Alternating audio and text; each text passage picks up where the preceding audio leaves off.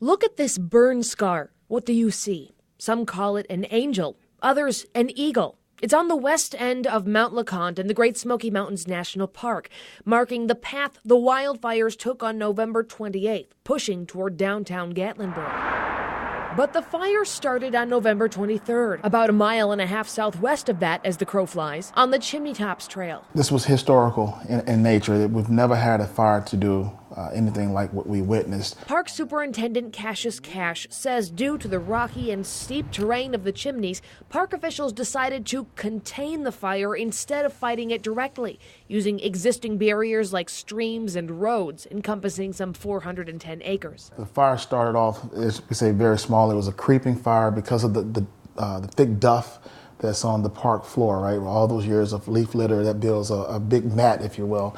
So that fire was burning very slowly. I think over a 2 or 3 day period, it got up to maybe five acres. And so it really didn't spread until that Sunday when the winds really came in much earlier than anticipated. Crews dropped water on the fire using helicopters starting Sunday, Cash says. But why didn't they do that from day one? It's important to understand that those water bucket drops, in our opinion, could not put the fire out because the duff is so thick.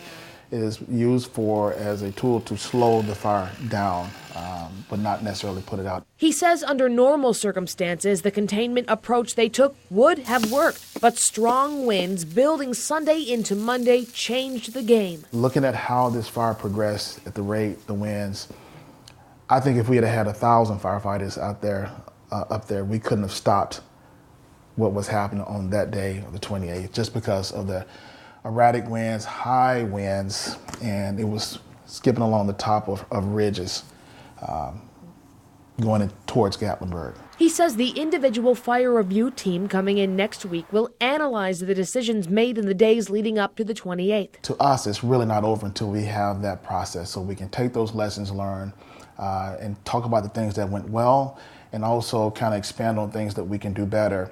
And we share that information with fire organizations across the country and multiple agencies. As for the park's recovery, Cash says he's hopeful. I'm very pleased to see that we have green grass growing back already. Grassroots will help restabilize the soil, a concern as heavy spring rains could lead to landslides. If you have a lot of vegetation missing, and when it rains really heavily like it does here, there could be a concern about structures and communities downstream. He says wildlife is slowly returning to the nearly 11,000 acres within the park boundary scorched in this fire. From shrubberies to grasses and trees, and it eventually will make its way back, just like the city of Gatlinburg is, in my opinion.